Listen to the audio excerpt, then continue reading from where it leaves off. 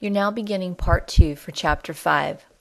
It can be difficult to break with established patterns, but a leadership change can facilitate a change in culture.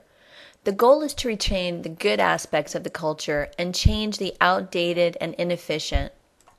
Certainly, a clash between tradition and next generation thinking is always possible. Now let's take a look at family roles and relationships. The parent-child relationship in a family business is recognized as the most troublesome. Parents have to be able to balance roles within the family and the business and have a sensitivity to pitfalls in the business-parent relationship with children. When a parent is considering passing a business on to their child, they should ask these questions. Does my child possess the temperament and ability necessary for business leadership? How can I, the founder, motivate my child to take an interest in the business? What type of education and expertise will be most helpful in preparing my child for leadership? What timetable should I follow in employing and promoting my child? How can I avoid favoritism in managing and developing my child? And how can I prevent the business relationship from damaging or destroying the parent-child relationship?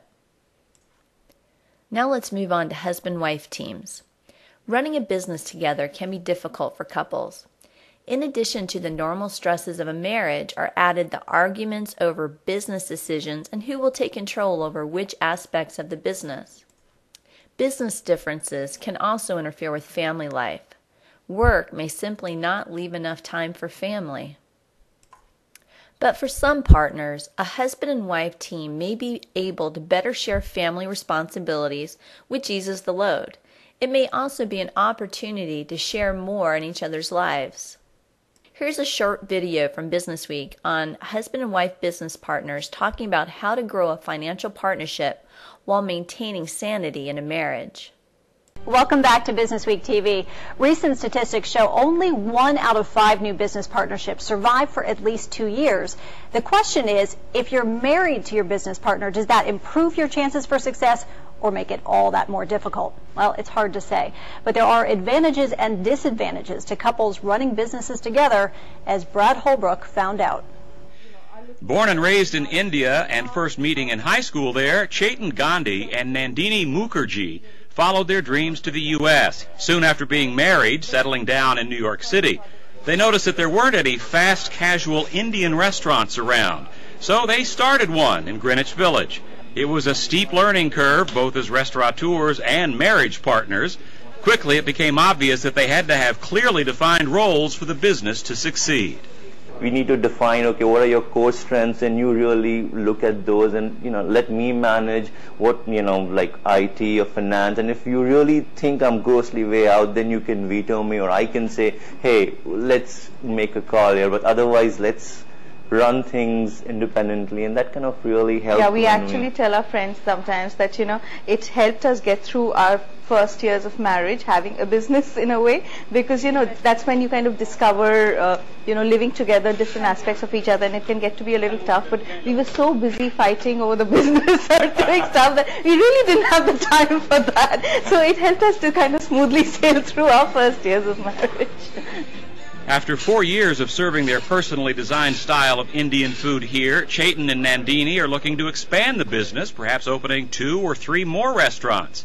A development that, according to them, reflects on their success both in business and married life.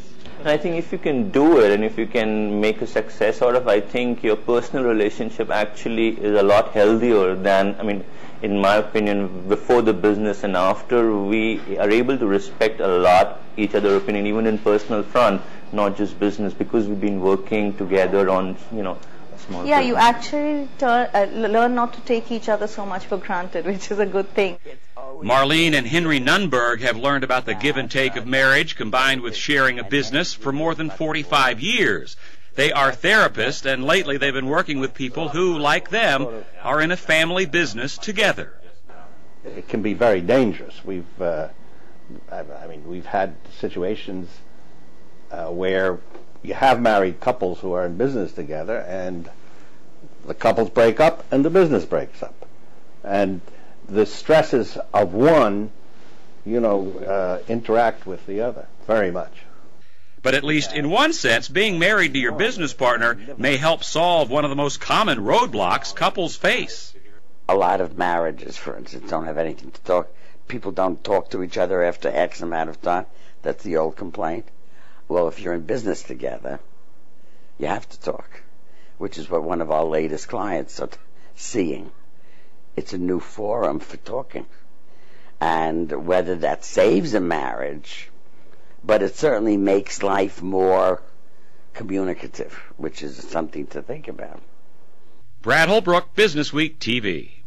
There are examples of business partnerships that have survived the breakup of a marriage, but generally it's a good idea to have a contingency plan in place way before it's necessary. With all the investment in time and money, having a clearly defined plan for the business can save a lot of aggravation if the business goes on the rocks. And for more on couples who work together, you can pick up a copy of Business Week's Small Biz magazine. This is the end of Part 2 for Chapter 5. Please move on to Part 3.